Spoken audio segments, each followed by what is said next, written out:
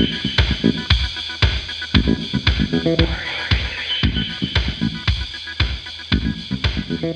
amigas. Hello, welcome back. How you doing? How you doing? How you doing? Here we are, another episode. For those who are new here, I'm Linda, and I'm an aspiring writer. I'm Ricky, and I'm a trad wife. Ooh, we love that for ourselves. Yes. Welcome. So we're just gonna kind of talk. Yes, check in. Have you been doing? How's married life? It's the same, which is good, I think. I haven't had a Jennifer Lopez enough moment, luckily. Remember that Dude, movie? that movie was good. Okay, say what you will about J-Lo, like what is it? Not being a true vocalist, not being a real singer. Allegedly, don't come for me. And you know, like her using like Ashanti's vocals in her early 2000 songs, her saying the N-word in a song with Ja Rule, I think. Her using even up and most recently Megan Trainor's vocals in the I Ain't Your Mama. You know what? And she's not even from the block either. She's not. She's a Puerto Rican girl from the Bronx. That's what she loves to say. Okay, but anyway, say what you will about J Lo, like in it as a singer, but as an actress, oh, dude, I know. that bitch can act. Monster in Law, Made in Manhattan. Made in Manhattan. The Wedding Planner. Are you Oh kidding my God, me? she should have stuck to acting. Bring back quintessential rom-coms as well, you guys. Like those don't even exist anymore. I mean, Selena, come on. Selena. That was Iconic. probably her best role. I really love Monster in Law. I don't know, there's something about the early 2000s, like very white kind of rom-coms that I just love. They're comforting. Which is the one where like she's like single, but she really wants a baby, so she starts doing like IVF by herself, and then like she meets the man of her dreams, and she's like pregnant, and she's like, how the fuck do I break this to him? And it's funny because it's a comedy, it's a rom com, and Is that not Baby Mama? The backup plan. the backup plan. Baby Mama. Thanks, my fact checker. Yeah, Baby Mama's the one with Tina Fey and Amy Yeah. Poehler. But no, this one, and like because she's pregnant, she's like super horny all the time, and the guy's like, I've never met anybody like you, and she's just like, because she's pregnant. Which one's the one where like she comes home and she makes her little microwave meal and she sits in The front of Wedding Planner. Okay, yeah. I remember that being iconic. Yeah, She's just, with like, her little tray table watching and TV, yeah. her little glass of wine. Like, yeah. Again, say what you will about her albums. One, I still bump some of her songs. Love Don't Cost a Thing. Yes, it's on my playlist. Totally. But as an actress, mi gente latino. Yeah. She should have stuck to that for sure. Although the one movie that I can think of that was a flop was her most recent one where they were the Hustlers. Is that what it was called? Where they're like strippers, right? Yeah, I heard that was supposed to be like her Oscar buzz, right? Like that was supposed to give her like the recognition and the like get her in that like standing with like, you know, Right. what is it like when they do like nominee, like Academy Award nominee? Like she really thought that was going to be, and I think she felt snubbed on that one. Yeah. Did you watch it? Did you like I did it? not, but I heard it was not good. Did y'all watch it? I loved it. It's fun. You loved it? It's a good movie. Really? So why did people hate on it? I think because it was just like, Because of women. I think one, because people hate women and movies for women, but also because the material was it's like heavily sexualized that it just wasn't taken seriously because it wasn't like that. But that's the whole point. Like I think it is based on something true. So that this happened like the 2008 or whatever, and this was like literally strippers hustling because men were losing their jobs or whatever, or were just not spending enough money because Okay. capitalism. Right. But it's a good movie. I think she does really well there too. Yeah. But it got snubbed because of it was a movie about women and it was a movie about strippers. Well, have you noticed how like movies nowadays, like they just kind of like pop up and you're like, I didn't even know about this. Like there's just so many movies. It is really hard to like keep What's up. that word? Oversaturation? That's a word for you guys. That's the word I drop sometimes in my meetings with my clients. No, like there's so many movies, and because there's so many also streaming platforms. So everybody has their own like movie. Yeah. Even now, I think streaming platforms have like twin films. Oh, okay. Yeah. Like that one with, what's it called? It was based in the 70s. Her name is Candy. And she killed her neighbor. It was here in Texas. It was on a case here in Texas. But they did one on Hulu and HBO. And HBO. So the one on Hulu was Jessica Biel. Which one did I prefer? The one on Hulu was the Olsen. ¿Cómo se llama? I don't think I saw the Elizabeth Olsen. I don't think I saw that version. I saw both. I saw the Jessica Biel one, and I liked it. Which one did you prefer? I think, what was her name again? Elizabeth Olsen. She's really good. Okay, yeah. So I liked her. Like, she put so much more emotion in like her face acting, like acting with like her eyes, her tears, smizing. Have you seen the documentary? No. Oh my God. Okay. But I've seen clips. I've caught like clips of it online. I loved America's Next Top Model when I was straight, right? Watching it in high school. I loved it. It was so good. And I do have like a soft spot for Tyra. So it is very hard for me to like come to the conclusion that she is like flawed in that way. But I know we're all human. But I'm just kind of like, ugh.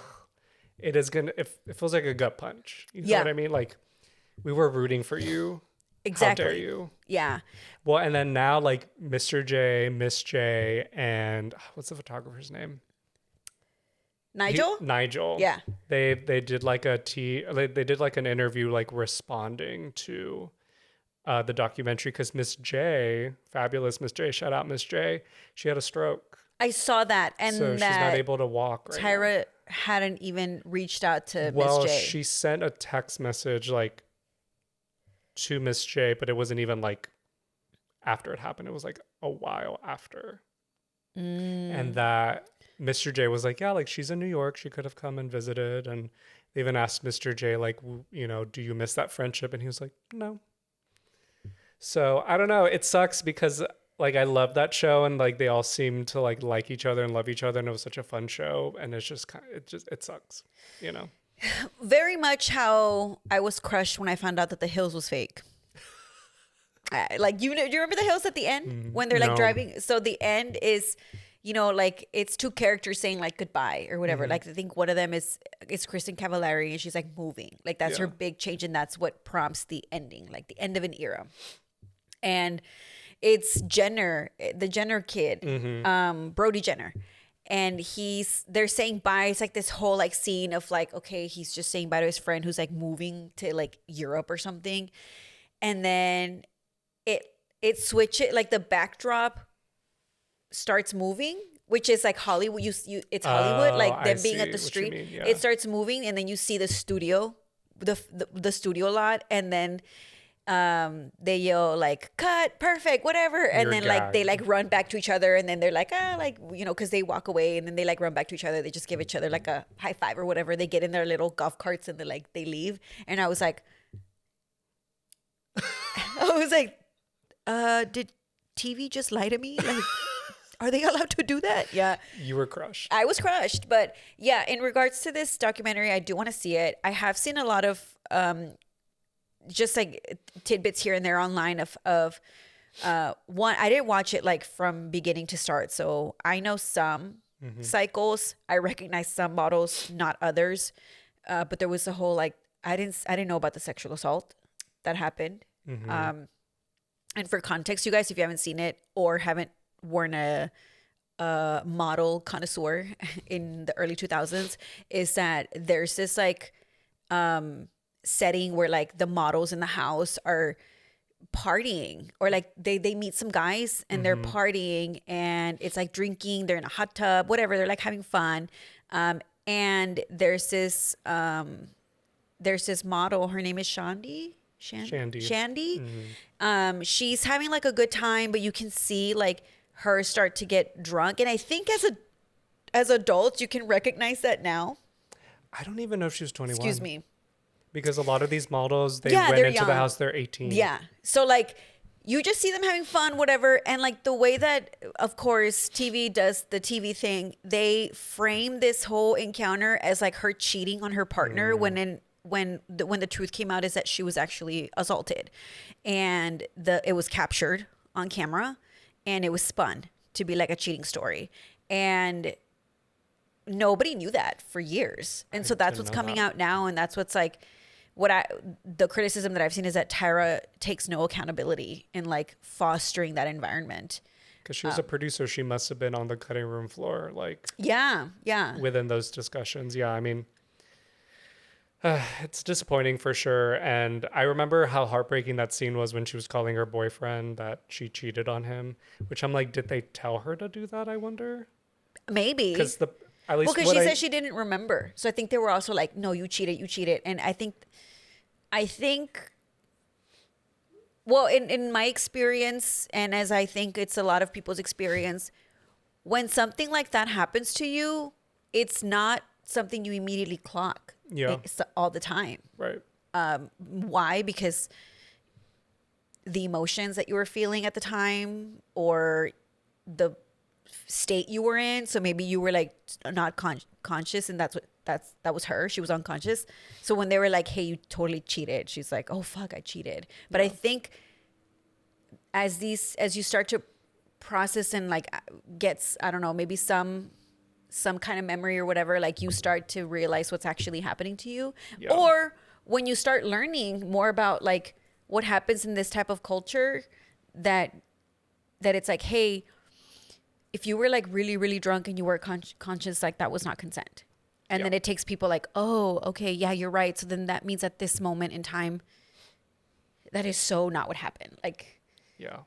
And so that's what I've seen stand out to me the most. And also that apparently Tyra was like so much more worse that they didn't catch on camera. Like that whole "we're rooting for you," that she had said, like it went longer and she said mean things. What do you think?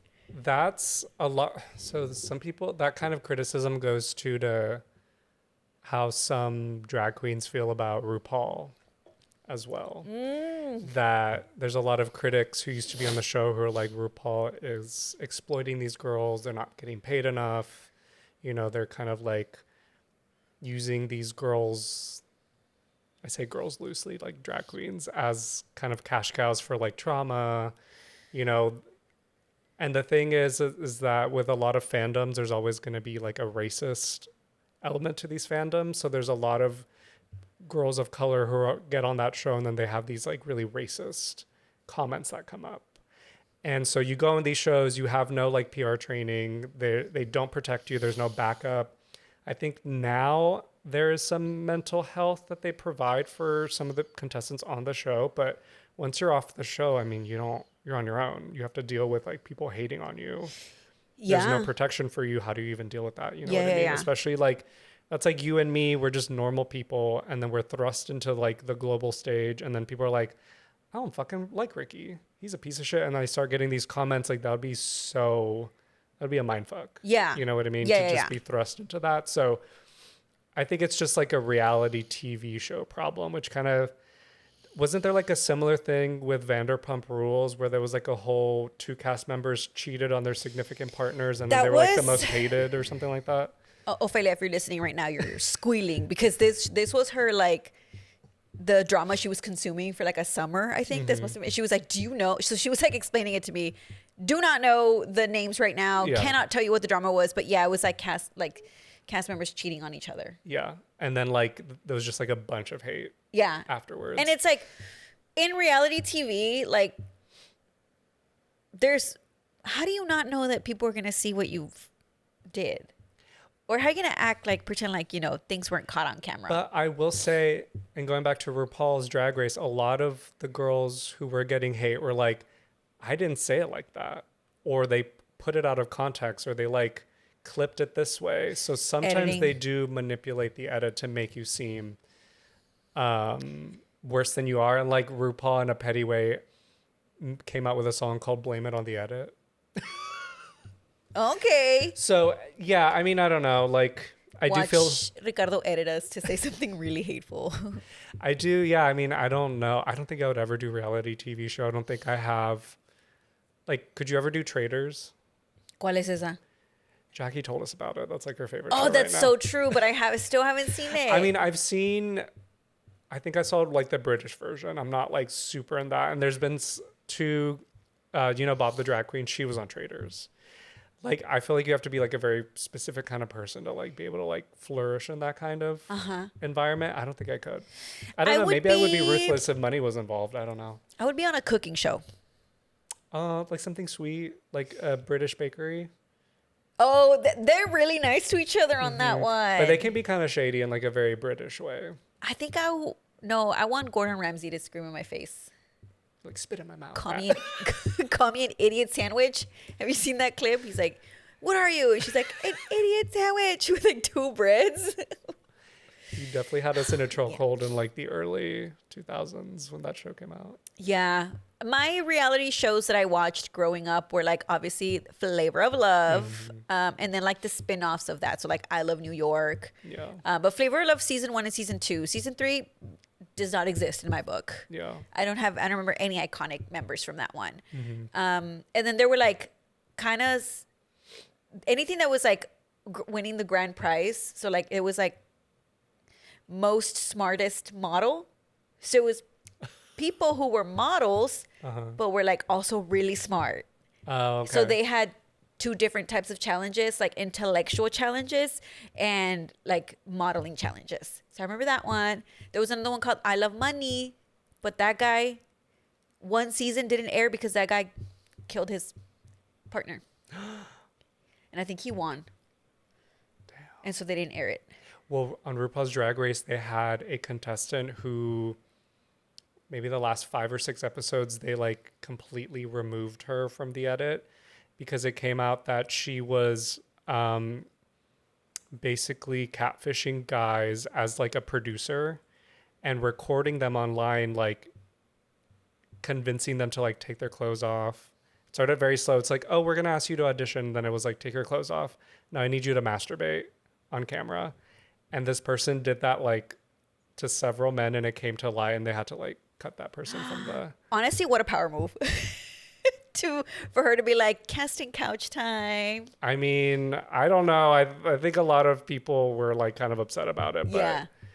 what was I going to say? Do you remember the Swan?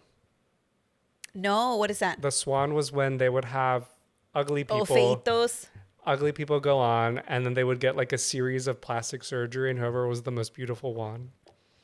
Naked Attraction is a show in the UK. I don't know if I heard a rumor that there was some kind of version coming to the US. I don't know if that's true, but Ricardo and I were in London about a couple years ago and we're like just flipping channels in the hotel room. And I'm going to say that this is basic cable.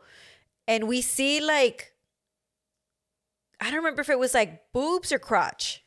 Everything, but yeah, it was on the BBC. Yeah. Channel 4. So you saw dicks on... Yeah. So I remember specifically what body part that we were like, what the fuck? Like, but we're like, wait, what is this? And it's called Naked Attraction. And basically, 5 people are all like standing in these panels that like lift from the bottom. So you start rating people's attraction based on like on their feet and then like their legs and then their like crotch area and then their like stomach, their chest, whatever, all the way to the top. And you're eliminating who you're attracted to and who you're not based on what you're seeing. And of course, it is not until the last time that you actually learn more about them. I think they're just standing there and it's so once like for one, like British people have already like a different kind of sense of humor. And for them to be like, that's just not the penis I want. Like whatever, like they're just saying shit like that. And we were like, what the fuck is this?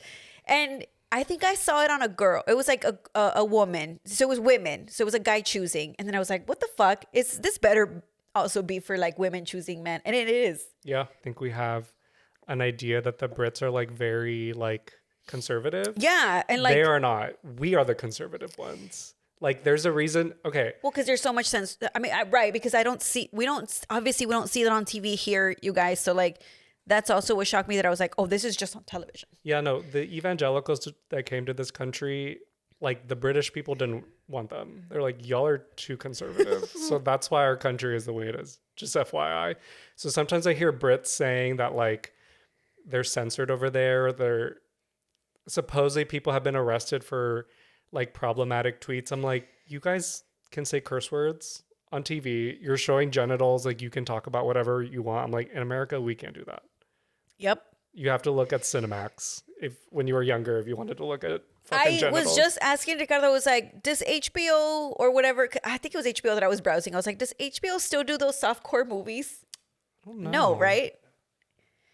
What a time, you guys. I mean, there's so much more hardcore stuff now. I don't even think that would get anyone off anymore. What do you mean? I want something with a plot. Something intense. Yeah. But like soft. Yeah. Before we move forward, we should talk about our outfits. Oh, yes. Okay. Tell me about your outfit. Okay, so these are the new boots that Luke got me, the Bottega Veneta boots. And then I have these pants that are Balmain, and then this is a shirt from a brand called Craig Green. Yeah. Are those shoes hard to get into and out of? They look real snatched. They're hard to walk in. Like, there's not a lot of bend in them. Okay. So whoever was wearing these before, like, hardly wore them. They look practically brand new. So, but they're used. Camera can't see him if you want to raise your feet a little bit. There you go. Ooh. My SpongeBob boots. You know how he has those boots where he squeaks? It squeaks, yeah. Squeak, squeak, squeak, squeak. What about you? My outfit is very cash. One, I'm not wearing shoes, but I'm wearing the blue version of the Halara pants that I bought off of TikTok, because they're supposed to look like work slacks, but they're just really, really comfortable. And then I'm wearing this t-shirt that my brother got me for Christmas, and it says, "Raised by immigrants, the children of those who turned nothing into something." I really like this shirt. Yeah. It was really cute. So It is very cute. just wearing it out, just flaunting my I'm a Nepo baby. It reminds me of some posts I've been seeing where white people have been going up to like wealthy immigrants and being like, "How do you have all your money? That's suspicious. Why do you have a nice car, nice truck?" And people in the comments are like, "So you're telling me your family's been here for like 5 generations and you haven't made it? Interesting. Maybe that's on you. Maybe it's not immigrants' fault. Maybe that is on you. Maybe you should pull yourself by your bootstraps. Maybe that's an idea. Chin up. Yeah, you can do it. You can be rich too. Well, like it's hard. Yeah. But anyway, that's what I've been seeing a lot of. Yeah. This country. This fucking country. Yeah. I've been very introspective recently, and I went to therapy today, and I talked to my therapist, my dad, my therapist. And I had a realization, and this may be dark or depressing, but I feel like for most of my life, I've been trying to like find the sweet spot where I'm just like content and like everything's just fine and good. And I've come to the realization that probably may never happen. Not because I'm not able to do that, but that's just not how life works. For you personally?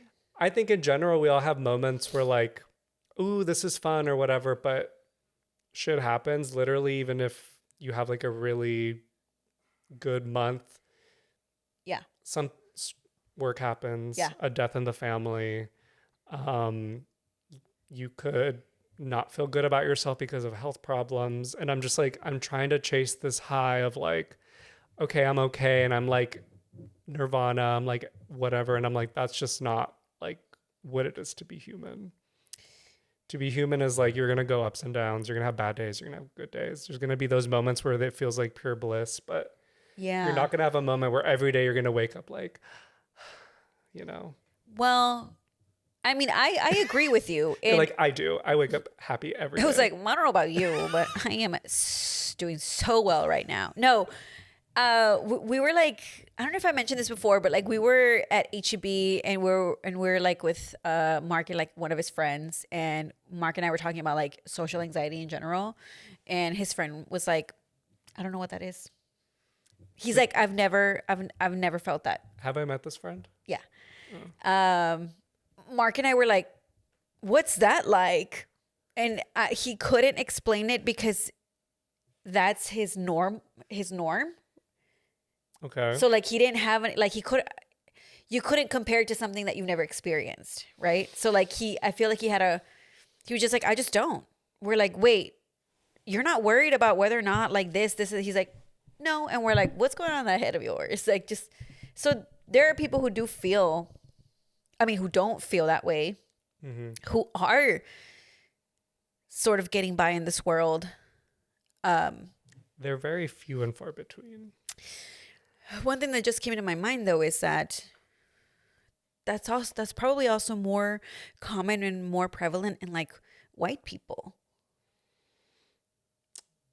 To not feel like an upper middle class white man. Yeah, to not feel like that where content is truly like where they're at, their base level. Like they're just content. Like there's like maybe less. I'm not going to say no, so you don't come for me, but I think there's less intersectionality. And that just sort of like gives them that privilege to be able to exist that way. I would be curious to talk to him because we're all insecure about something, which we can cut this part out if you want to, but because when we were here for New Year's, he was talking about, he was kind of hinting that he was insecure about being short. Interesting. Because he was like, yeah, like, he was saying something like, that's not like... He's like, I'm where he lives at. He was like, it's like, these girls want someone who's tall, but like, like, I'm short and I can't do anything about it. And I'm like, that's kind of you may be at peace with it, but it's still something that like would probably make you feel bad. So I find that hard to believe. I mean, yeah. To your point, like, I know, I totally get what you're talking about. Like, I think our realities are that there are perfect days, but there aren't perfect lives. Yeah. Yeah. I'm like, to me in my head, I'm like, oh, this is like the ghetto part of my life. Like the next part is going to be like amazing. And there really is something to like living in the moment, but in order to live in the moment, you need to appreciate the moment. I don't necessarily think I appreciate it because I feel like I'm longing for something and I can't even name it. Okay. I think it's like a feeling. What would you say would be you like appreciating the moment? Oof. Taking pictures like Bad Bunny said? Just like the image that comes to mind is like white people smiling. I'm not even joking. Like at the beach smiling. Like okay, what in the Get Out? Okay, in Clueless when they're at the fountain and they're just like laughing and like that. Okay. Like what does she say? She's like, people are gonna think this is like a proactive commercial. Or I don't know what she calls. She says it, but that's what I think of. And I just don't think. I guess I'm thinking that I want to be like a bubbly person. Okay. But I feel like that's not me. I don't think I'm a bubbly person at all. So it's hard for me to like figure out I guess, what the happy version of me is. Who can you think of in your immediate circle that you would say is bubbly? Jocelyn. Okay. But if it's someone that we're around a lot,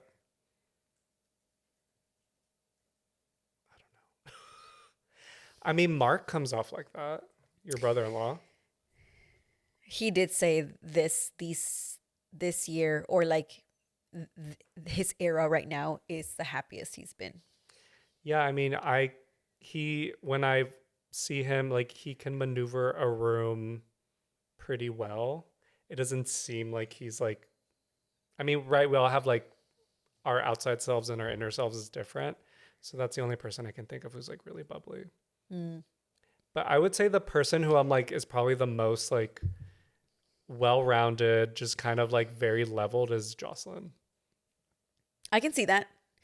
I think when we all worked together, she was what's it called, like Switzerland? Like she was like friends with anybody. Yeah, like she could vibe with everybody. Could just kind of mold in. And I'm learning that that's not that's not someone I am. Because apparently I intimidate. He nodded his head yes. I don't know. I don't know where that rumor came from, you guys. I don't know who planted that story. Have you always had that feedback, like when you were in high school? Because I know you've told me you're like, yeah, like when I was younger, like you said you would come off as like a know-it-all, like, or like you're like, I'm really smart and I know stuff. Yeah. I think so. I think a part of me was like really shy. But because like, what is it? Picture this, Sicily. What? Picture it, Sicily, Sicily, 1924. 1924, aka Laredo, Texas, 2004. Yeah.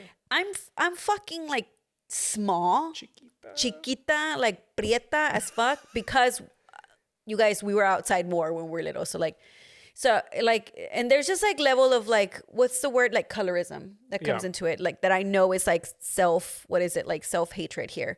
Back then. And so it like, estaba chiquita, like morenita, like wore glasses, like I would say by all Western standards, not conventionally pretty or whatever.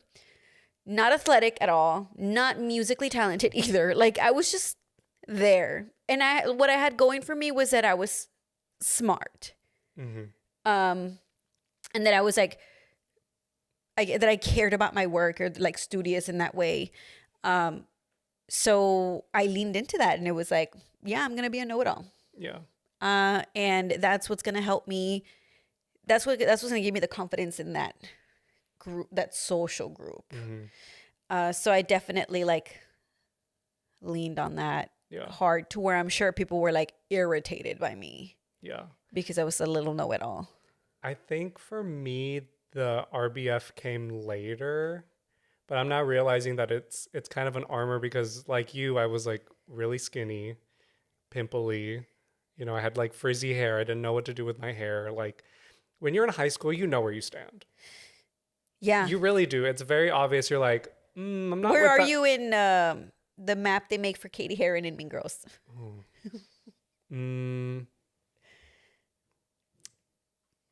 Obviously, I was in the jock set. The anorexics. No, I'm just kidding.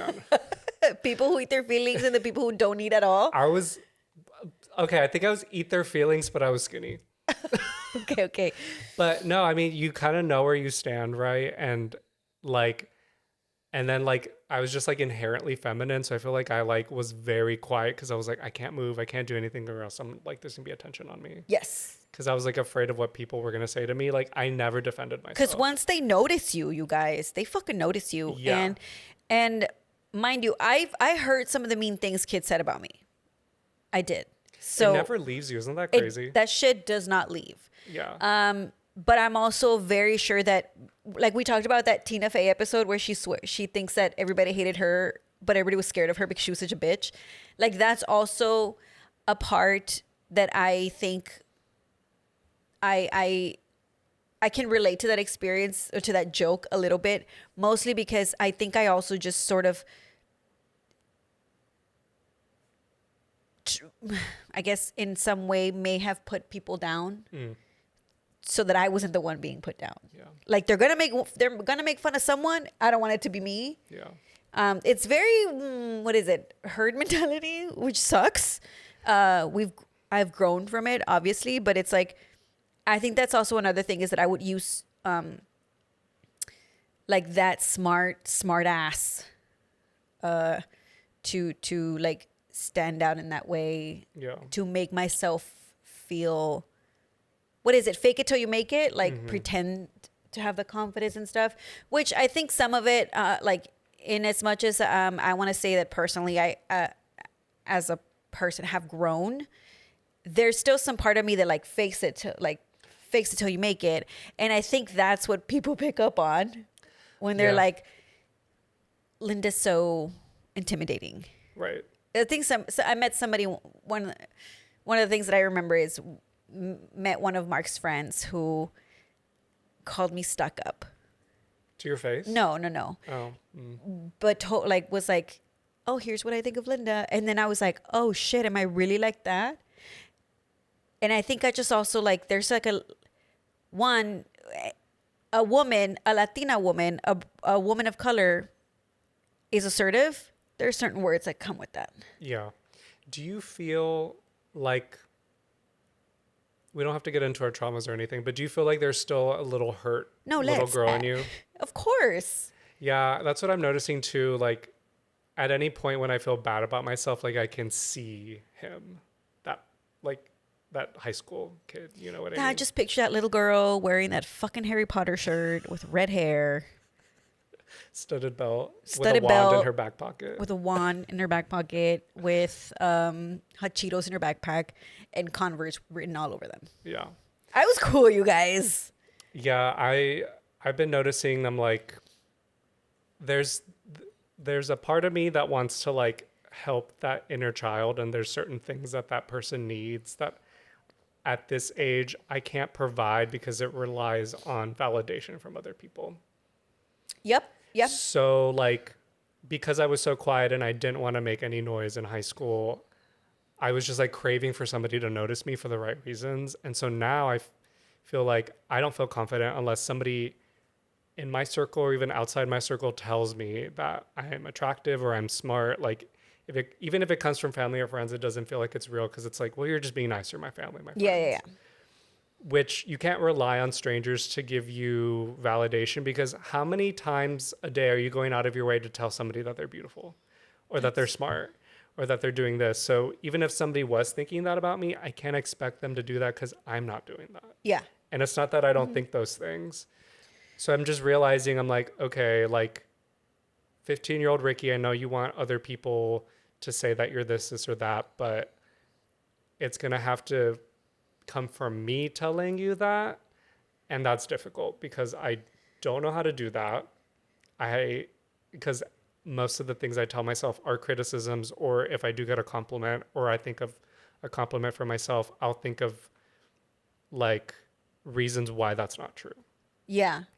So I'm doing a lot of fucking mental gymnastics. There's a lot of things I've like put away, and now that I have time to like process it, I'm like, God damn. You're like slowly unpacking them. I know, it's ugly. I'm just like, I know we like talked about, we mentioned it or like a couple episodes ago in the good old days affirmations. Mm-hmm. My joke was that mine were the on my mama, on my hood, I look fly, I look good. But I don't say that to myself every day. But it's like, I don't know how much truth there is into it. And one of my cousins was like, you should tell yourself affirmations. You should tell yourself like that you are important, that you like love yourself, that you are smart, that you can do this, can do that. And like she's in social work. So like this comes from like a place of like mental health and like mental awareness. And she's like, it works. Like you have to do that. Like, but you have to put in the work. Yeah. Which I completely get, because we're talking about like, we don't have the time to do this, but it is something that once you make the time for it, or once you figure out what's working for you, like you have to keep practicing it so that you are in a better place consistently. What kind of affirmations would you tell yourself? Again, it would be hard for me. Well, one, because I don't see myself as a very like spiritual woo-woo person, that if I was doing it, it would feel really like awkward for me. Exactly. Yeah. It feels silly. And my therapist has been like, it's okay. Like nobody's around you to like hear you say these things.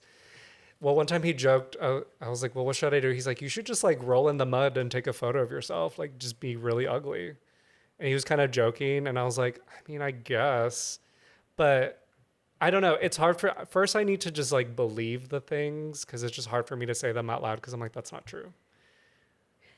Which is really fucked up and sad. I know that. I'm very aware of that. So that's the hard part. I see where you're coming from. And I think a lot of the reasons why, for me, why I don't say things to myself, or like, of course, like when my husband tells me I look beautiful, I was like, you're supposed to say that, bro. Yeah. But he's like, no, I'm not. I'm not supposed to say that. But I say it because I mean it. And I'm like, okay, liar. So, but it's like those things that we are so hard for us to tell ourselves. I think one of the connections that I can make to me and how I was raised and where I'm from is that my family wasn't really vocal like that. So like the I love yous weren't common. And this is to say, like, okay, I know my parents loved me, but I think it's like when you don't hear it and when you don't say it, I'm learning how that affects you as an adult. Because one, that's really hard. Like, it gives me like pena ajena to talk about feelings because we didn't talk about feelings. Yeah. And we didn't like acknowledge them in that way. So for me to come up with affirmations, it's also like, no one's ever said this to me, so like, why should I say it to myself? Right. Well, one of the techniques we were discussing was this technique where you create an alter ego for yourself. So whenever you're feeling insecure, you make up this alter ego of like kind of like the better or more confident version of you, which sounds really silly, but when you think about it, apparently Beyonce has her Sasha alter ego. Fierce. Who's the basketball player the Black Mamba? Oh, Kobe. Kobe Bryant. Tina Snow is Megan Thee Stallion's alter ego. So again, and I was like, this is really silly. And my therapist was like, that helps a lot of people. I came up with one. I'm not going to talk about but his name is Roman. Okay. I was going to like, I think for me to like, I want to point this out to you so that you see that you have been doing this. Like, I think this is our alter ego. I think us sitting in this chair talking to, let me ask the audience, like talking to dozens of people. The ether at our 12 followers. Thank you so much. I think that is part of an alter ego. Yeah. It's part of the alter ego where like, you guys, you think they have these lights on every day? Imagine like, like it's us putting ourselves in this persona of the versions that we want to be like as influencers or whatever. I mean, if you told me in high school that I would be doing this, I'd be like, are you kidding me? I'd be, what's a podcast? Well, yeah, first, yes. And then I'd be like, you're putting yourself on camera? Why? For what? For what? For free? Hit me up, sponsors. Help me up. Hit me up, Elf Makeup. I mean, so do you remember we were laughing about how you saw an old comment from one of our first photos that was like, not everybody should have a podcast? I was telling Luke, I was like, if I had seen that comment when we first started, I probably wouldn't have wanted to continue. But now that we've done it, I'm like, that's funny. Yeah. And now I'm like, I really don't care. Maybe, and that's why God, Diosito didn't let us see this comment early on. So again, when I saw it like recently, I was like, oh, that's funny. Yeah. But when we first started, I think I would have been devastated. I'm like, oop, cut, we're done. You know what I mean? Yeah. Cut the cameras, dead ass. But like I've said, I mean, thanks to all of you, like we're getting like our little like coven of like brujas slowly, our comadres our out barrio there. bitches. I think that's so a little backstory into the barrio bitch name here at TM is that a long time ago, I was just joking around with Arlene and she called me a barrio bitch and I was like, oh, yeah. Like, I don't remember what the context was, but she was like, okay, barrio bitch. And I was like, hell yeah. And so that became like part of my Instagram, like name or whatever. So I think to me, that's my alter ego. And when my husband's friends see me, now they're like, here comes barrio bitch. I'm like, yep, that's me. Well, you also mentioned too that like when you were in your previous relationship that when you look back, you're like, that's a different person. Yeah. Isn't it crazy how you really do change as a person? Like the person I was in high school is so different from the person I was in college. And then like this person is different from probably the person Luke met 10 years ago. So that does give me hope that like at any point, if you're like, you know what, I do want to be fabulous or I do want to be this, like you really can change those things if you want.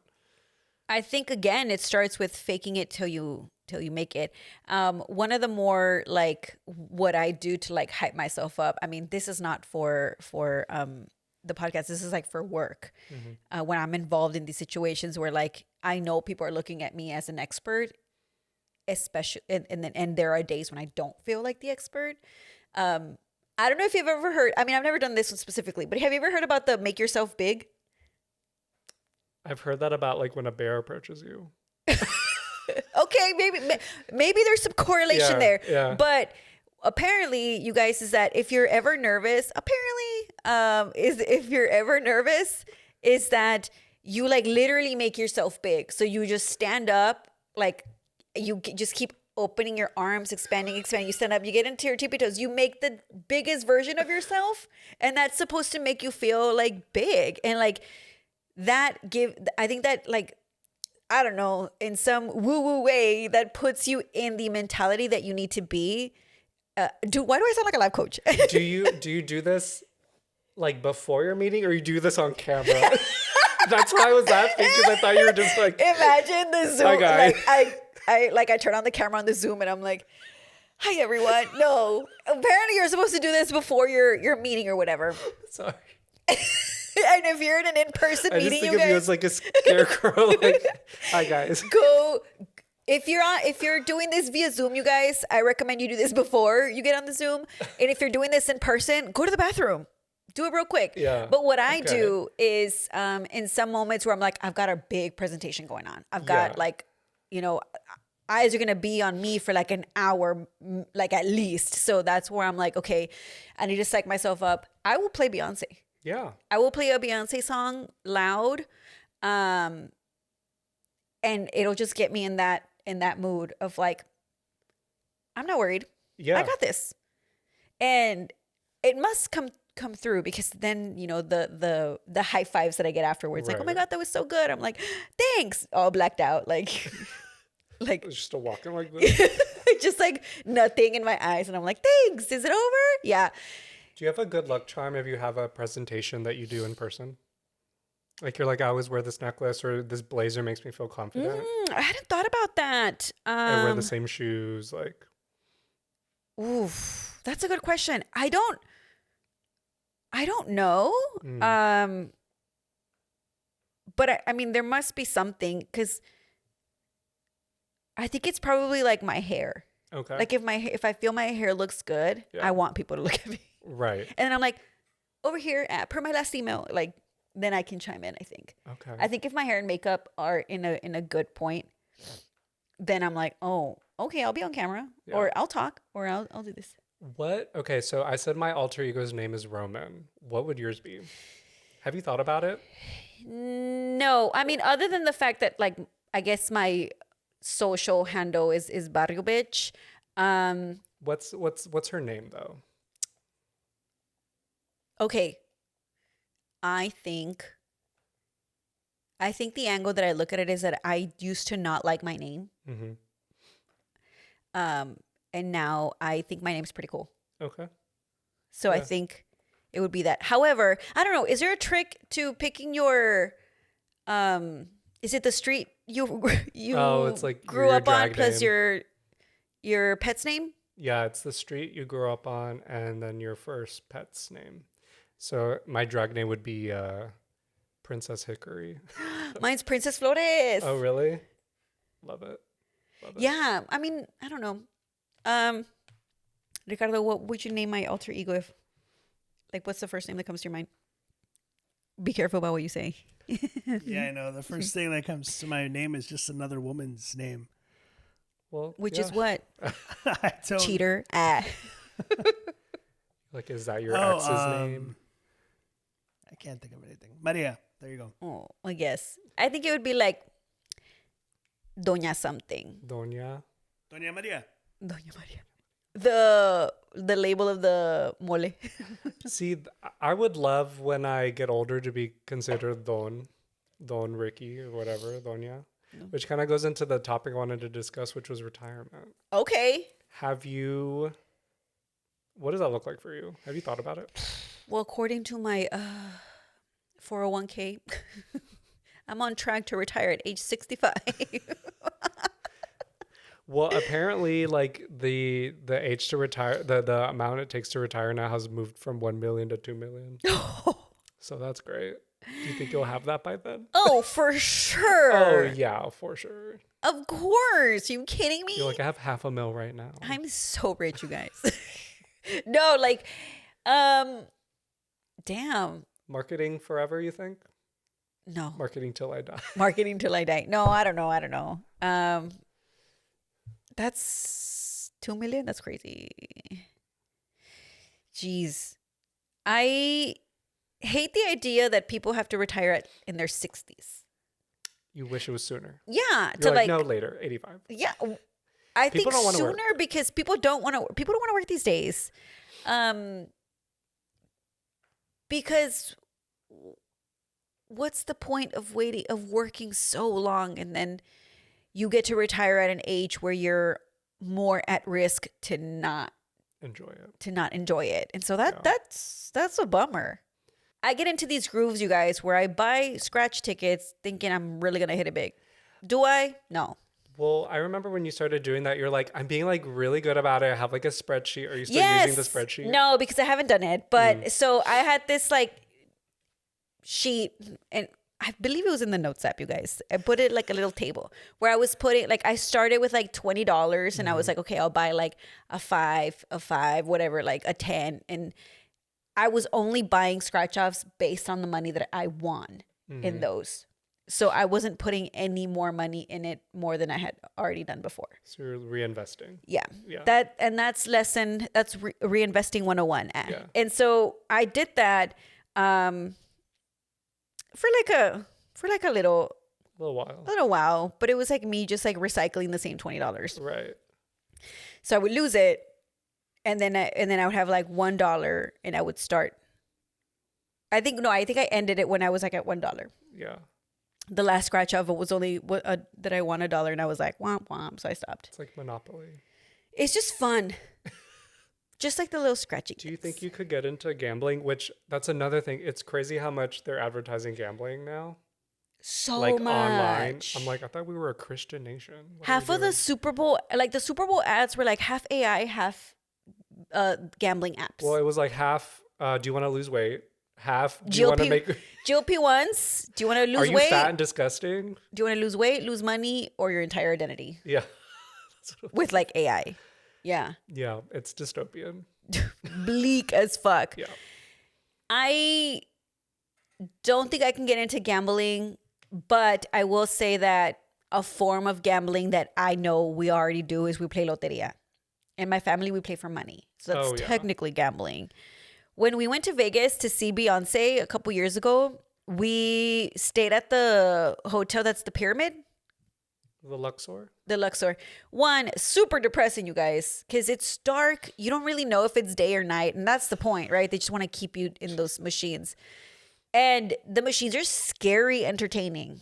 Because I'm pressing buttons and I'm like, they're gonna, like, even when I'm losing, it's making noises and I'm like, like serotonin.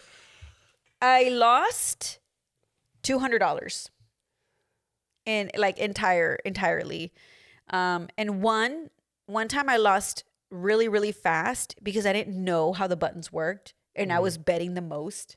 And I was like, fuck, how did I not know? Like, it was somebody who had left it like that. And I just went to the machine and I was like, click. And then I lost everything. And I was like, fuck.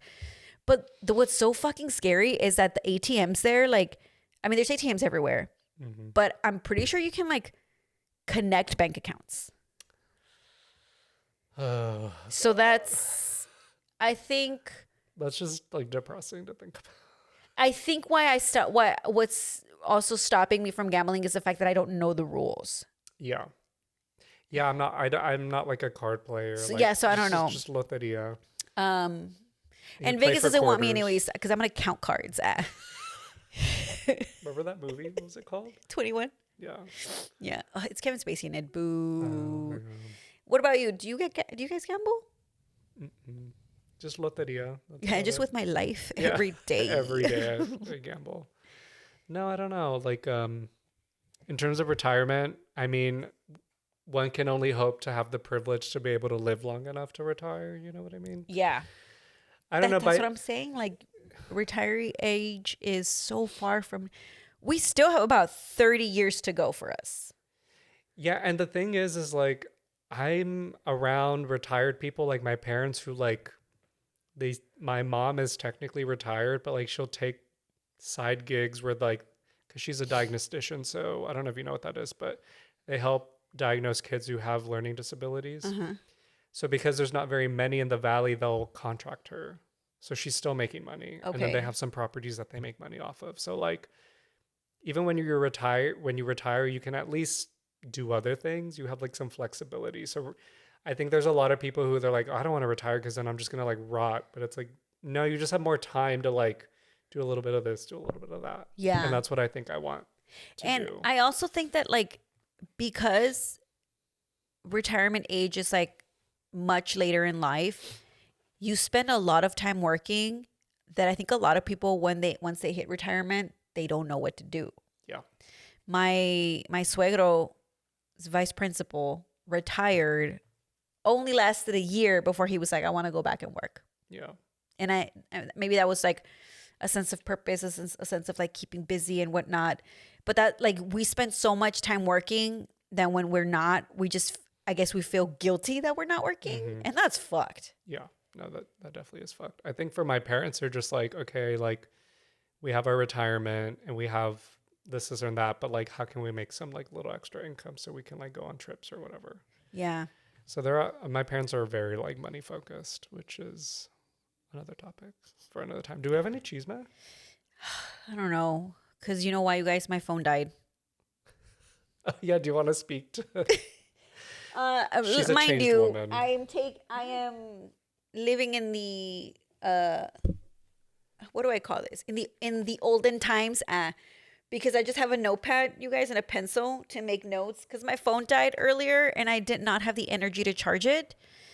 So now I'm free at the shackles of phones. I'm free. You're like, it's all paper and pen for me. It's all paper and pen. Like original thoughts for me now. No online browsing for the next 2 hours. Do you remember that time you can redact the company's name, you know, which I'm talking about, when the internet went out and said person was like, you guys need to keep working. And somebody was like, oh, let me just write code on paper and pen. It was the fucking day. It happened the last of the month. And for us, that was reporting day. We would send our reports to our clients. The internet goes out. Michael is like, you got to do something. You got to work. And then we're all like, how you want us to write reports? Let me just write the report on paper and pen. Let me scan it.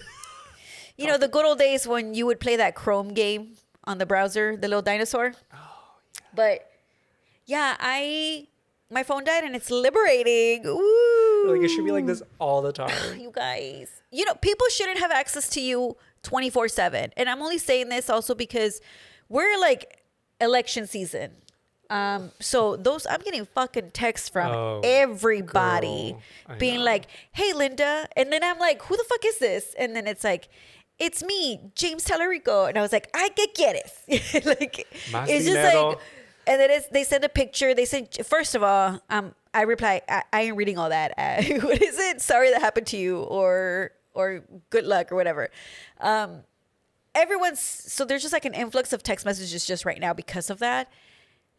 And I think, you know, people really shouldn't have access to each other that much. Yeah. I asked Ricardo if we get a landline. He said no. Well, you're going to get a lot of spam calls. That's what sucks. Yeah. Speaking of, AT&T, you owe me money. I'm waiting for my check. How much?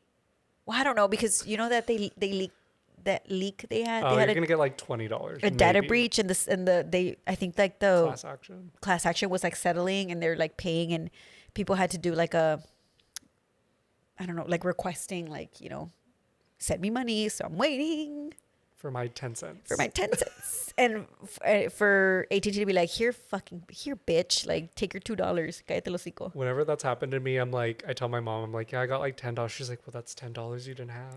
I'm like, you know, it's such a like immigrant She's mindset. like, hustle, baby, hustle. You can buy some hot Cheetos with those. You know, you didn't have those $10 before. And also like phone stuff. Like my friends know, like Alma jokes. She says that you're the worst. That I'll text and then throw my phone to the river or to the sea. She's like, it's like you text and then you throw your phone away. And I was like, you guys, I'm a bad texter, which is.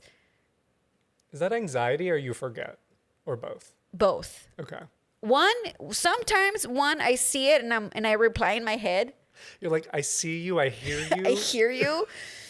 And then the other time I don't open it because I'm like, I will do this at a specific time and then I forget. Yeah.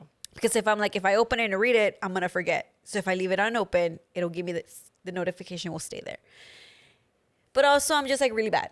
In the group chat that I have with my girls, I chime in every 3 weeks. I like some of the things that they're saying, like catch up on some stuff. But I'm sorry, you guys, there's a lot of things that I do miss, unfortunately, just because I'm not like keeping up with the conversation. But yeah, Alma's like, you threw your phone away. You texted me and then you threw your phone away. I lost it for a week. Do you text each other? No, because No, she doesn't text me either. She never replies to me. You're like in the next room too. Like I don't know why. Somebody psychoanalyze me. Why do I not answer text messages? if your mom calls, are you quick to answer? Does she text you? We always miss each other's calls. Really? Yeah. So My mom she's and like I you. playing phone tag. Yeah. And I tell him like, so then there are times where like, if I really, really need to talk to her, I'll call my brother and I'm like, hey, put mom on the phone. And then I'm like, Mom, I've been calling you. She'll be like, ay, no lo vi. Or she'll be like, es que no quería hablar. Like she like doesn't want to answer the phone. And I was like, hey, valid. Yeah. Same. But I'm your daughter. But hello. Yeah. Yeah. What about you? I feel like I'm pretty good with text, and then I'm pretty good. Yeah, I'm pretty good with replying, I think. I feel bad if I don't. Oh shit. I feel bad if I don't. So there's a lot of guilt. But I think that's the people pleaser in me. I think. You're like, I don't give a fuck. Well, I feel like I just don't know what it is that I can't do it. I feel like you get a text and you're like,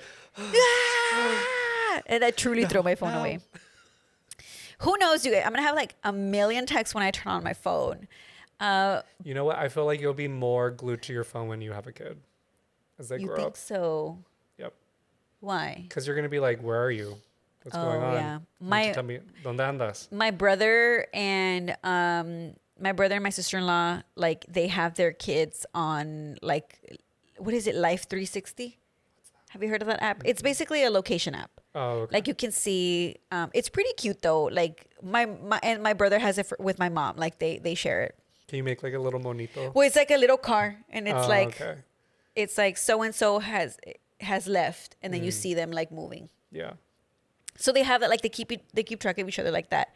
I do have a couple of locations on my phone, so every now and then I'll just kind of peep and see where they're at. Like one time Alma was in San Diego, and I was like, "Girl, what are you doing in San Diego?" Like she was there for work. Or if I see this past time, I saw that Elisa was downtown. We were just left a concert, and I was like, "Hey, girl, where you at? Like, I'm gonna stop by for a drink." So like for stuff like that, Yeah. I have heard that people think that is too. That's a sign of mistrust. Like, oh, you have your partner on location share. I think that's a controversial topic. Luke and I don't do that. I guess we've never seen the need for it, but I could see how if he went out with his friends and he told me he was going to call me at a certain time and then he doesn't and it's been like an hour, I could see how it would be nice to like have the reassurance that like he's okay. But yeah. It doesn't bother me if he were to ask me. I guess I would be like, why? But I don't think I'd like get offended by it. I would want to see. I think really for Ricardo, it's like if he's at HEB, I'll check to see if he's still there before I ask for anything.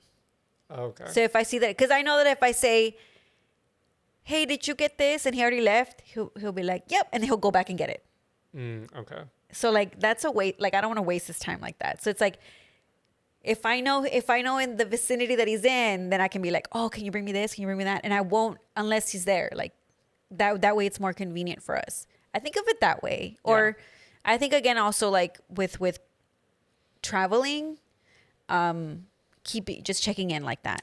Right. Because if I'm not on my phone right now in my day to day, sometimes when I travel for work, I'm truly not on my phone. Like I don't have time. So he's like, oh, like I saw that you were in the hotel.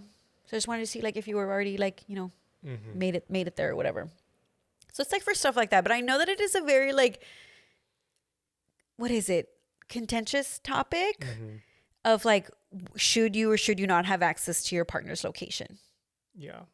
I mean, I just think there's probably a lot of toxic people who are at your whore's house, you know, like, or, Andas con tu pinche puta.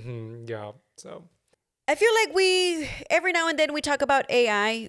Why? Because it's the hot thing right now. And 2, it's ruining our lives.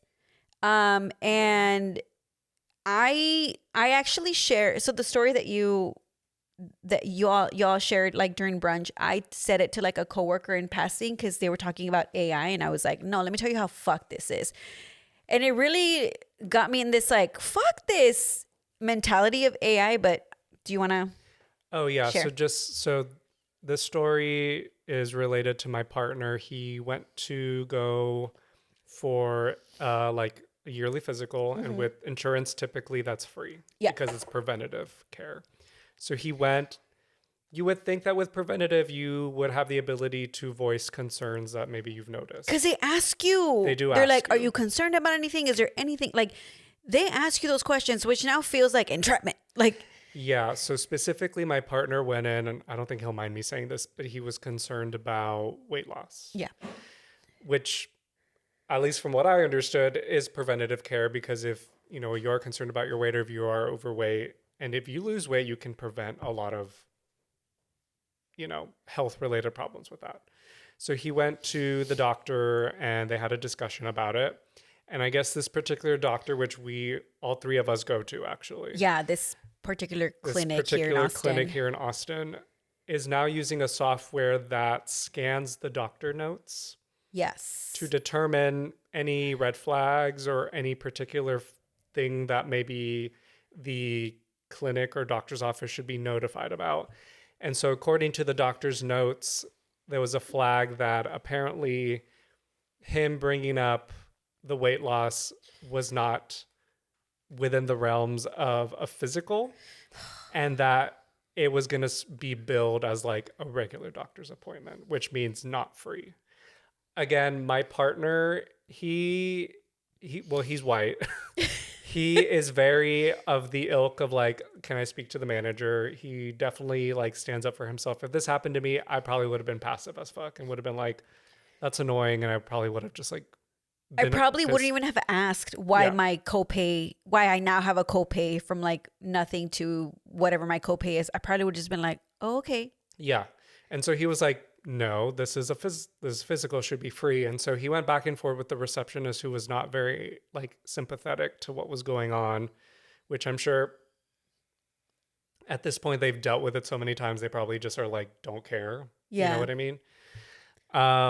And so he rightfully so felt like it was unfair because that should be preventative. And he voiced that concern. And the receptionist was like, well, that's kind of like on you basically to lose weight, which that feels very, my partner is not fat in any way, but that feels, if it was somebody who's bigger, that feels very fat phobic. Yeah, no, to be of course. Like, you're fat because it's your fault. I mean, it's fat phobic in general to say that any talk about like weight is not considered part of your like physical wellness, like visit, right? The annual visit that you do every year. Like I feel like that falls in a core of topics that you would talk about, because again, doctors do ask you what's bothering you, or like, have you been feeling? Is there anything particular you want to talk about?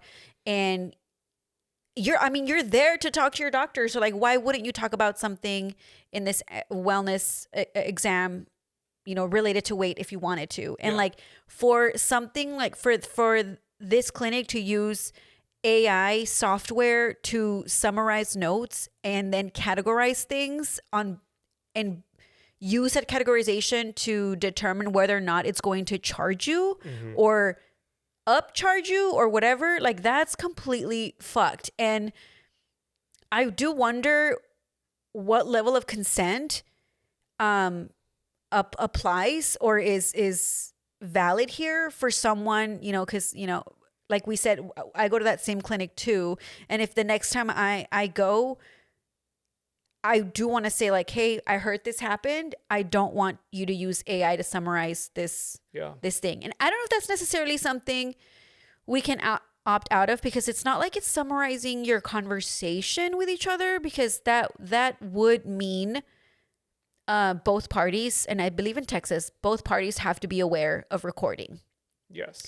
So I think that's kind of the loophole, that it's summarizing someone's notes and not like the actual conversation, because then that's when we get triggered. However, I have been thinking about like digging up like in my patient portal, any sort of privacy thing that I've signed to see if it mentions AI. And that's the thing, is like when you go to the doctor, they usually have you like sign a form, and typically, I mean, going to the doctor makes you nervous, you know, like you're in a rush, or like I have a meeting in like an hour, you know, you're not thinking about these things. And yes, there's probably a lot of conservatives who are like, that's on you for not reading it. But you tell me if you're reading your fucking terms of service. You're yes, not. Exactly. So I think that's how they can sneak it in, because I was like, that's not fair. They didn't notify you. And he was like, well, it's probably within their terms of agreement that you've signed at some point. Yeah. Or it's just baked into like their portal or whatever it is. So they don't need to make a big announcement. I think that is something that should be an announcement and should have the option to opt out, especially in a like in the medical field, because that's a trap. Dishonest. That's entrapment right there, for them to ask you that type of bullshit, and then it's also just like them wanting to like bill insurance for as much as they can. Yeah. So they're going to be like, oh, we talked about this, we talked about that, which some other bullshit that I found, this is me just ranting now. Some other bullshit that I have noticed is that in like dental clinics, that like the fucking hygienist talking to you, or whoever, the dentist, is hygienist, anybody, when they tell you anything about like, oh, I recommend you use the electric toothbrush, or you know, I think you should use the floss pick versus the water pick, or whatever. Like anytime they say that, things like that, if you guys haven't paid attention and you look at the bill that they send to the insurance, they call it like dental cleaning, like advice. I'm paraphrasing, but they charging you. They charge, like that's a charge. Like them telling you like what to do is a billable thing, which should just be like what they like do. You're already, first of all, they're already there putting their every fucking tool in your mouth. So like that's what you're paying for them to like whatever, like fix your cavity, whatever, like do the x-rays. Like we know that's what you're paying for. But for them to slip in that like, and I just forget exactly what that line was, but when I saw it, I was like, what the fuck is this bullshit? And then I Googled it, and it's like, it's when they tell you like what toothpaste to use, or even when they're like, hey, just remember to brush the backside really well. $100, like, please. yeah. And that's, first of all, access to these cares, access to healthcare should be fucking free. So let's start there. Like, first of all, and now with like everybody leaning into AI, for them to use that type of shit, like it's fucked up. Well, and why like, do we even need doctors then? We you're are just gonna use AI for that. Right. It's like, okay. And what also this is why, to expand this rant into the mental health realm, this is why people rely on LLMs to, and these are like your ChatGPTs. Ugh, oh, I sound like a marketer. These are like whatever, your ChatGPT that when you're treated as a therapist. This is why people also do that, because they don't have the access to like affordable or free or affordable healthcare. And this is like one of the many aspects as to like how AI is fucking bleeding into our lives. And I think like in my core group of people, we're not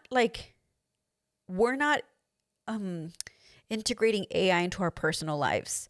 I mean, considering that in my professional workplace, there's room for AI. But I would say that in my personal life, I'm not like leaning into it. And I did have someone who was like, oh, I have the Gemini app and it's like does wonders for me. And I was like, does it? Well, you know what's ironic about all this is that Luke has like a ChatGPT subscription. So like, for example, maybe one day we'll preview this, but he's trying to start his own line of like perfume.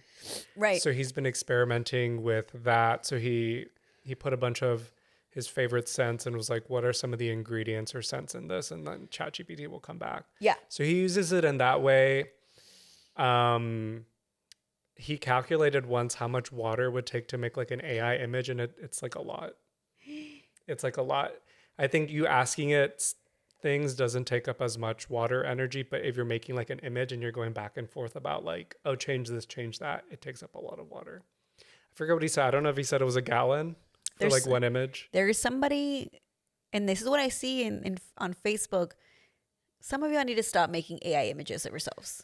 Yeah. Please. You're like, you're never going to look like that. Do you remember the trend in like, I don't know, maybe this was like 2000, it was like after 2012. It was like the doppelganger trend where people were just changing their profile picture to like who everybody said they looked like. Mm-hmm. It's like that, but someone's creating an AI version of themselves every single day. You guys need to stop. Yeah. Please. Find something else to do. If you like, touch grass. Go outside and touch grass, please. Yeah. And I say this as someone who has spent a lot of time learning about AI because I had to. Fucking go outside, please. Stop making pictures of yourself with AI. Yeah. You're never going to look like that. And that's okay. Clearly, because you're also making up the dumbest prompts of like... Put like me in a spacesuit. Yeah, put me in a spacesuit, like leaning on a... Like, what the fuck? And you have like an extra finger, like an extra toe. Go take a fucking selfie, please. Yeah. You know what? Go... Use a filter on Snapchat. Like that's, but that's, yeah, it's fucking ruining this and like the data centers that they're building. Which I think they were protesting the one that they were going to build in Round Rock, but they went through with it anyway. The one in San Marcos, the people won. City council. Yeah, I did hear about that one. Nice. So there's wins and fails. I wonder in El Paso, I think Arlene mentioned that she was going to like meetings to like organize to stop that. I wonder how that went. I mean, you can tell, like I've seen some videos where they go to these boards or whatever, and you can tell that they're in like the back pocket of some of these businesses because you can tell they're not very interested in what the people are saying, and they've already made up their mind about going through with the plans for these data centers. But I will say, again, as I said, Luke is of that ilk of like, I'm going to write a letter, and he did. And he was reimbursed the $30 for the Shut copay. up. Who did he address the letter to? He addressed the letter to the I guess it's fucked up to say, but I guess they're CEOs of clinics. I guess it was the CEO or whatever. There was several people. He even showed me what he wrote, and it was like very well worded. And I feel like I kind of would have liked for him to like pursue this further, but that's what sucks is like a lot of people would probably want to fight this, but like you only have a limited amount of time. Yeah. The energy, you probably get defeated. How do you even fight this? And I think he even asked, like, is this a HIPAA violation? I guess technically it's not.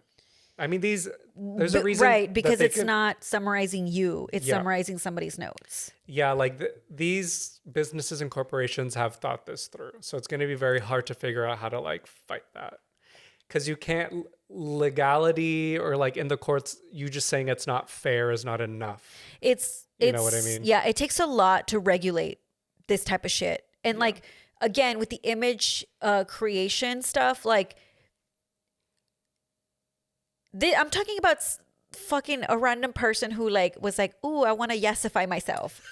Okay, that's the surface. What goes deep into this shit is like really fucked up people, likely pedophiles, whatever, who are trying to generate like CSAM, or fucking people who are trying to generate like illicit photos of somebody else. Like that, like it's so fucking dangerous. And like, once you just let somebody yesify themselves, where does the buck stop? Right. In these things. And that's what's terrifying. And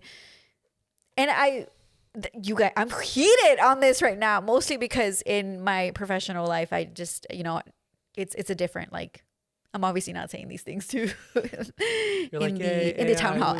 But yeah, like it's fucked up. And you know what else I love is that Luke is also a Google reviewer. He's a local guide. A local guide, and he like left I think it was like a pretty well written like review of like, this is what happens, this is what happened to me, that it's not like what is it, this is not like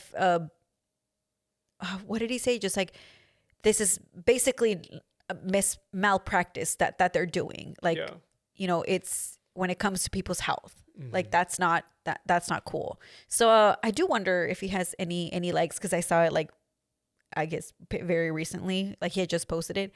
But that's another thing. Are you a Google reviewer? I'm not. No, I guess I'm super passive. I'm just gonna like roll my eyes and like move on. But for Luke, if he's very like this is unjustified, and like he's like super passionate about it, and I feel like I'm just like, whatever, you know. I don't know. They're like, you're like, this is not the hill I want to die on. And he's got many hills that he's willing to die on for sure, way more than me. So I don't know. Sounds just like my husband over here. He also leaves reviews, right? Yeah. Are you passionate about it? I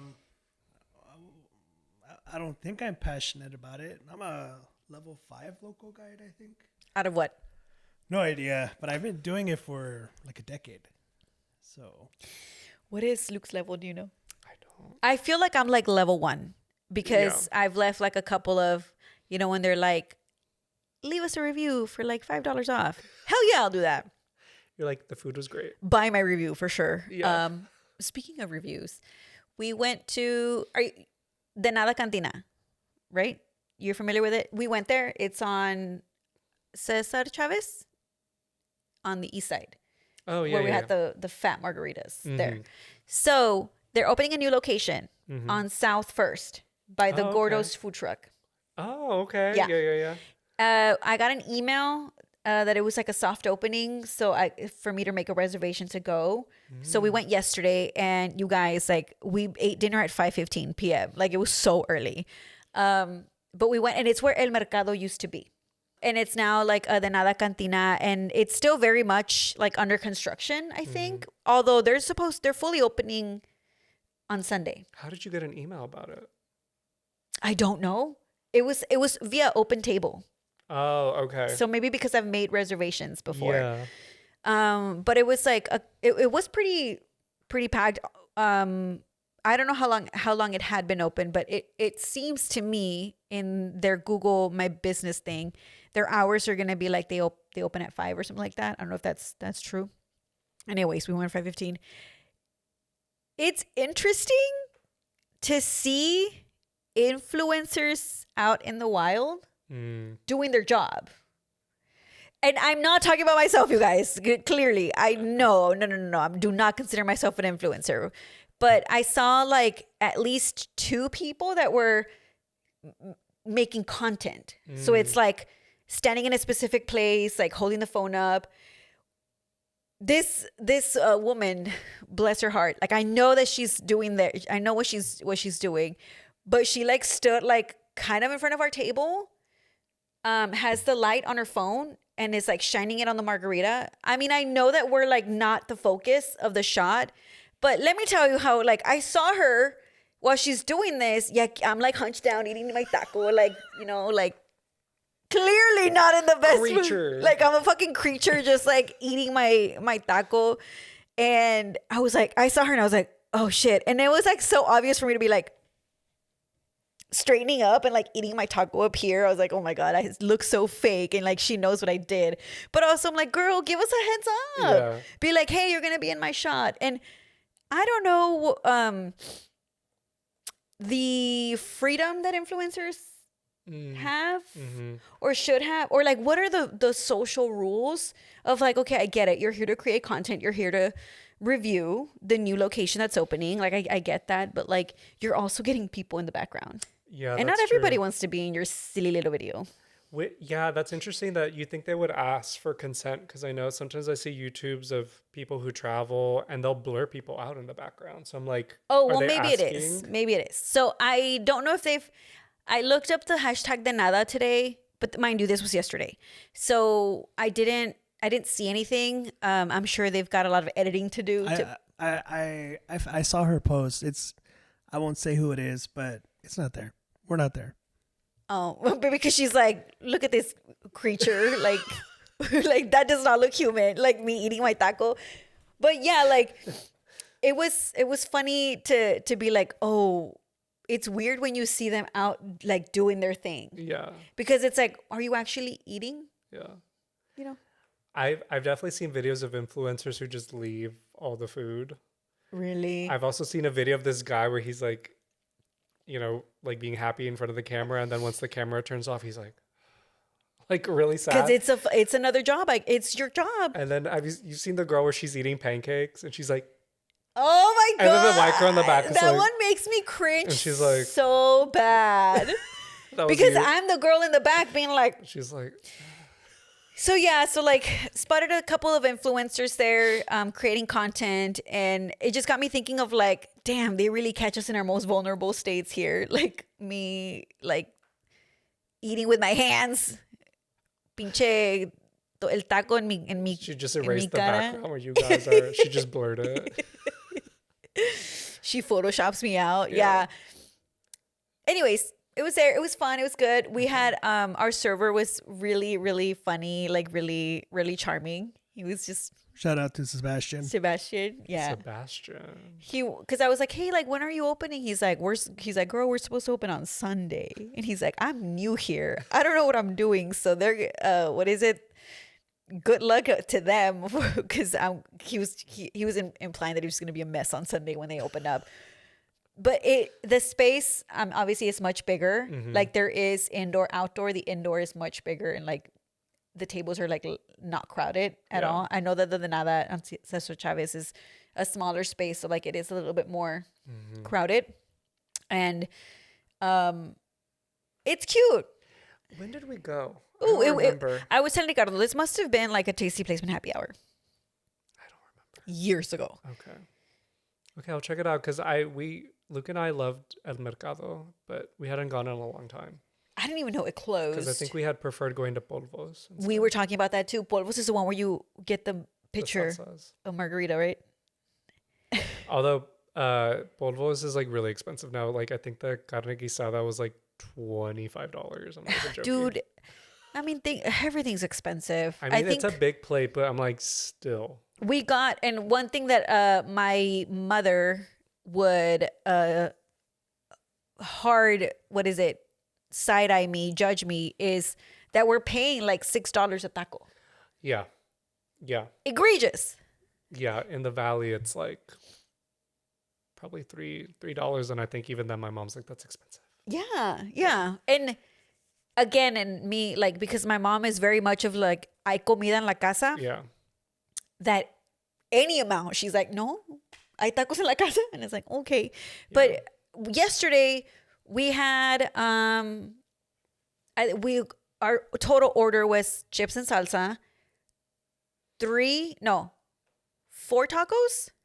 You had you ordered 2 tacos. I ordered 2 tacos, 1 quesadilla, and okay, you know what? It was a lot. And then I had 2 drinks. 3 tacos de pastor. You had 1 drink. It was about $80. Damn. That's expensive. Yeah. Fuck. But hey. They were good? I love a good time. They were good? Yeah. I do like their, like, there was no difference in the taste from like location to location for me, because I really like their tacos. And they do the blue corn tortilla. I love a blue corn tortilla. Oh, wait, is the nada where they have the quesadillas? Yes. Okay, yes. Yes. Yeah, that place is good. And you guys, I don't know what they put in those fucking margaritas. Well, they cut you off at a certain point. Oh, the large ones, you can only have 2. Mm-hmm. Which, I mean, that's smart. I had like the frozen one, which you're like, it's a frozen marg. It really creeps up on you guys. And then I had like a strawberry. This one was like on the rocks. This watermelon margarita.